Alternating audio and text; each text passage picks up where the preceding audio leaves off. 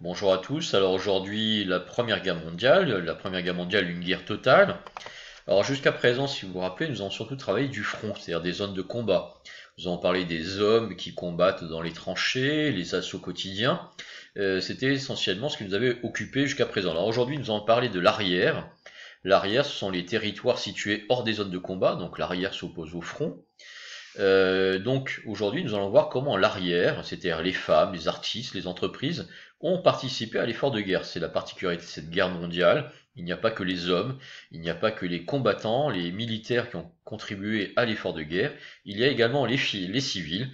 Et aujourd'hui, nous allons surtout nous intéresser aux femmes, le rôle des femmes dans la Première Guerre mondiale. Avec cette question, notre problématique, comment les femmes ont contribué à l'effort de guerre.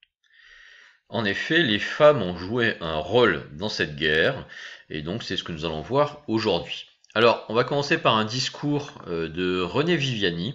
Alors, René Viviani, c'est un personnage qui est un peu oublié aujourd'hui. Il a été président du Conseil, c'est-à-dire Premier ministre de 1915 à 1914, et il a fait ce discours qu'on a appelé l'appel aux femmes françaises, dans lequel il vous définit le rôle des femmes. Je vous lis ce texte. Debout, femmes françaises, jeunes enfants, filles et fils de la patrie, remplacez sur le champ de travail ceux qui sont sur le champ de bataille. Préparez-vous à leur montrer demain la terre cultivée, les récoltes rentrées, les champs ensemencés. Il n'y a pas dans ces heures graves de labeur infime, tout est grand qui sert le pays, debout, à l'action, à l'œuvre. Il y aura demain de la gloire pour tout le monde. Un discours du 7 août, cela fait une dizaine de jours que la France est en guerre. Donc le rôle des femmes est très clair. Il appelle les femmes en fait à remplacer sur le champ de travail, c'est une très belle formule, sur le champ de travail les hommes qui sont partis sur le champ de bataille. C'est vrai qu'il y a des millions d'hommes qui ont été mobilisés pour la guerre, donc les paysans qui devaient faire les moissons, les récoltes, les vendanges sont partis, qui va faire ces récoltes? Les hommes qui travaillent dans les usines d'armement sont partis, mais il faut bien des munitions et des armes pour faire la guerre. Qui va fabriquer ces armes? Eh bien, la question ne se pose pas pour René Viviani. On va faire appel aux personnes qui ne sont pas mobilisées. Les plus nombreuses sont les femmes. Donc, il leur dit très clairement, préparez-vous à leur montrer, donc préparez-vous à montrer à vos maris, à vos pères, à vos frères, que la terre a été cultivée, que les récoltes ont été rentrées, que les champs ont été ensemencés. Bref, vous allez remplacer les hommes. Et il termine en leur racontant que il n'y a pas de petit travail, même faire les récoltes, c'est une façon de contribuer à la guerre, puisque il n'y a pas le choix. Alors il y a quelques images qui nous montrent ce grand remplacement des hommes par les femmes. Alors il ne faut pas se tromper, hein. Les femmes ont toujours travaillé, surtout dans les campagnes. Mais en général, elles avaient un travail ce qu'on appelle genré, c'est-à-dire qui était réservé à leur genre féminin. Alors par exemple dans les champs, il était très rare que les femmes tiennent la charrue, ça c'est un travail d'homme. Par contre, elles étaient ce qu'on appelait glaneuses. Une glaneuse, c'est ça. Alors je vous renvoie à ce tableau de 1853 qui est très célèbre de Jean-François Millet, qui s'appelle Les Glaneuses. En fait, on vient de récolter le blé, mais parfois il y a des petits épis qui sont tombés par terre, et donc les glaneuses vont ramasser ces épis perdus qu'il faut quand même récupérer. Donc il y avait un travail plutôt féminin, donc le glanage plutôt que le labour. Dans les usines, il y a toujours eu des femmes dans les usines, dans l'industrie, mais elles étaient plutôt dans l'industrie textile, pas tellement dans la métallurgie. Donc elles avaient des emplois qui étaient plus ou moins réservés. Alors cette image-là, elle est très intéressante, même si on ne sait pas où est-ce qu'elle a été prise, mais probablement dans le nord de la France. Puisqu'on voit qui elle remplace. Alors elle remplace en premier lieu, non pas les hommes, mais elle remplace le cheval, elle remplace le mulet, elle remplace le bœuf qui a été également réquisitionné par les militaires pour la guerre. Il faut tirer les canons. Et là, puisqu'on voit qu'ici, elle tire la charrue. Ensuite, elles sont en charge de planter, d'ensemencer, ce qui a été plutôt la charge de leur mari. Donc ici, on voit très bien ce qui va se passer, ce qui est en jeu.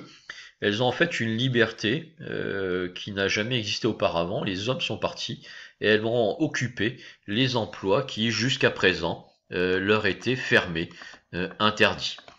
Alors ici, par exemple, on va changer un peu d'exemple, on était dans l'agriculture. on va parler des munitionnettes.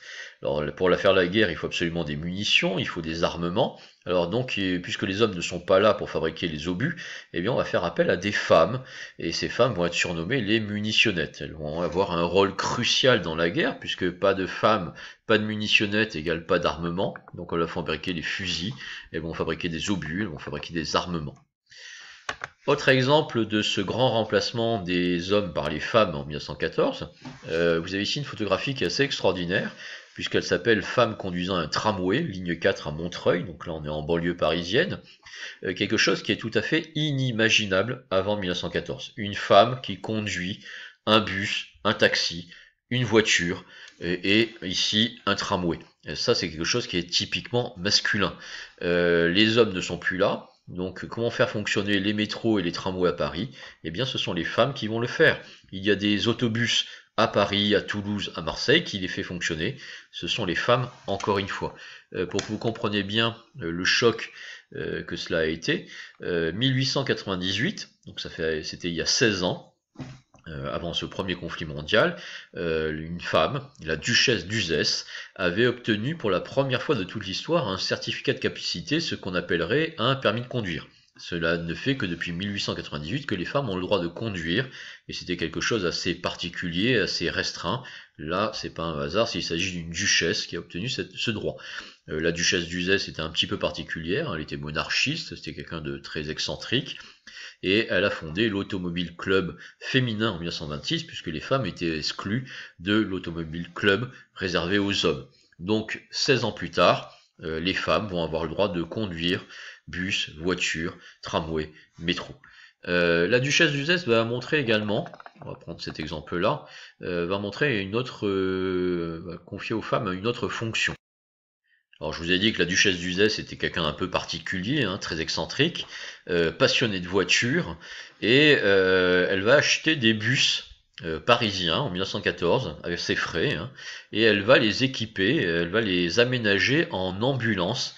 On va appeler ça les autochires. Auto pour automobile ou autobus et chir pour chirurgie. En fait, ce sont des hôpitaux de campagne mobiles. Donc en fait, vous équipez l'intérieur du véhicule avec un brancard, tous les instruments nécessaires à opérer un soldat sur la ligne de front. Donc quel est le nouvel emploi ici qui est confié aux femmes? C'est celui d'infirmières, de médecins. Évidemment, les femmes ne combattent pas en 1914, il n'y a pas de femmes combattantes pendant le premier conflit mondial, mais par contre elles sont là également sur les champs de bataille, notamment en tant qu'ambulancières, infirmières, et ici on voit une illustration de 1915 du grand peintre Henri Gervais qui montre l'ambulance de la gare de Poitiers avec toutes ces femmes en charge du soin des hommes.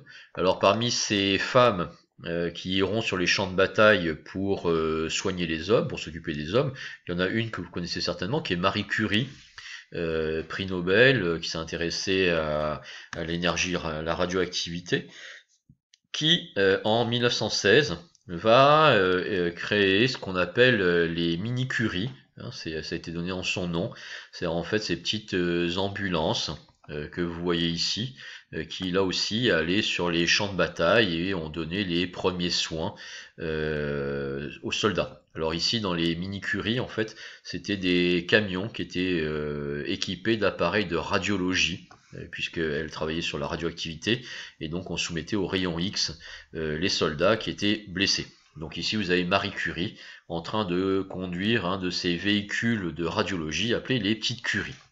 Alors évidemment ça a été un grand choc pour les hommes de l'époque. Là ici vous avez une revue qui s'appelle La Baïonnette 1917 qui montre le bouleversement que ça a représenté, ces femmes qui remplacent les hommes, avec un monde qui leur paraissait totalement inversé dans ses valeurs. Prends garde aux mômes, hein, et on voit ici l'homme qui est obligé de s'occuper des enfants pendant que la femme, elle, va travailler. C'est une situation qui était absolument inimaginable. Pour continuer à voir cette révolution, je vous propose de regarder une lettre entre une femme et son époux. Donc c'est une correspondance de 1916, 27 février. Mon rôle de munitionnette ne me convient pas beaucoup. C'est épuisant de rester debout toute la journée, de 10 à 13 heures. Surtout que parfois je travaille la nuit, mais au moins il me permet de subvenir à mes besoins en attendant ton retour. C'est effrayant à l'usine, la peau de certains de mes camarades devient jaune à cause de l'acide. Très intéressant comme lettre, puisqu'en fait il ne faut pas non plus fantasmer, il ne faut pas non plus idéaliser cette situation. Les femmes le font souvent parce qu'elles n'ont pas le choix et pas uniquement par patriotisme. Là elle le dit que c'est uniquement pour gagner sa vie. Et elle parle des conditions de vie absolument effroyables de ces munitionnettes, parce qu'elles touchent des produits toxiques, notamment l'acide, et évidemment, leur situation n'est pas enviable, même si elles ont gagné des droits, même si elles ont gagné une certaine liberté et le droit d'occuper certaines professions qui leur étaient fermées auparavant. Ici, la réponse du mari, 1er avril 1916. J'ai bien reçu ton colis. Je te remercie du fond du cœur. J'espère que ce n'est pas trop dur pour toi ce métier de munitionnette. On a vu que la réponse était oui. Un de mes camarades m'a dit que les femmes dans les usines se font couper les cheveux. As-tu déjà les cheveux courts? Je n'espère pas. Eh bien, c'est ça qui est horrible, hein. Cette femme lui dit que, écoute, j'ai les mains jaunes par l'acide, je souffre, je travaille 10 heures par jour, c'est épuisant. Et quelle est la grande préoccupation de cet homme qui est au combat? Eh bien, est-ce que tu as pris ta liberté, puisque je ne suis pas là? Est-ce que tu t'es coupé les cheveux? Et lui préférait que sa femme, comme tous les hommes de l'époque, garde les cheveux courts. 1916-1920, vous avez la mode de ce qu'on appelle la garçonne.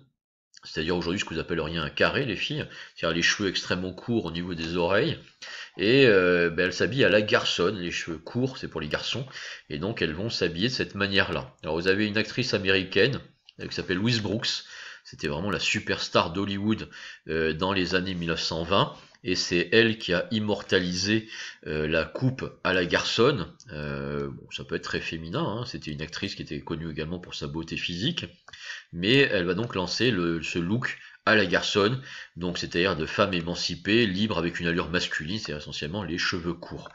Donc voilà, c'est un exemple de ce monde qui se renverse. Auparavant, la femme était soumise, la femme était cantonnée à certains rôles, même si c'est extrêmement dur, même si elles vont le payer très cher, elles vont y gagner une certaine liberté, avoir des nouveaux travails, vivre sans la surveillance du mari, se couper les cheveux si elles le souhaitent, s'habiller comme elles le souhaitent. Et puis, puisqu'elles ont contribué à l'effort de guerre, c'est la grande revendication de la fin du conflit, elles vont également réclamer le droit de vote, et ces femmes qui réclament le droit de vote, on va les appeler les suffragettes, donc ce sont des féministes, donc des femmes qui luttent pour leurs droits, luttent pour le droit de vote, et donc cette affiche de 1925 vous dit que voilà, pour éviter la guerre, pour protéger l'enfance, pour réaliser la vie moins chère, il faut absolument que les femmes soient là, et s'intéressent à des sujets plus importants que la seule guerre. Alors de fait, il y a 3 groupes de pays dans ceux qui ont accordé le droit de vote aux femmes. Alors il y a ceux qui ont vraiment été pionniers, ils sont très peu nombreux.